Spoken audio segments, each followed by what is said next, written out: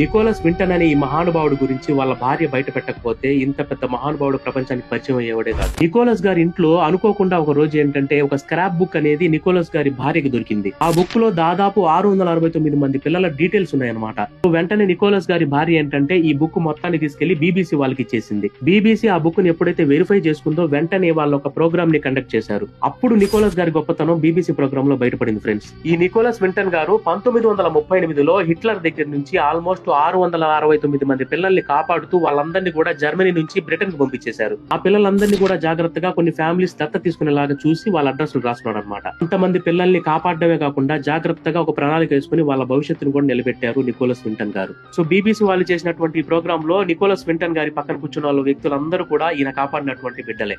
ఈ విషయం నికోలస్ వింటన్ గారు కూడా తెలియదు. ఒక్కసారిగా వాళ్ళందరూ కూడా థ్యాంక్స్ చెప్పగానే ఆయన భావోద్వేగానికి లోనయ్యారు. నికోలస్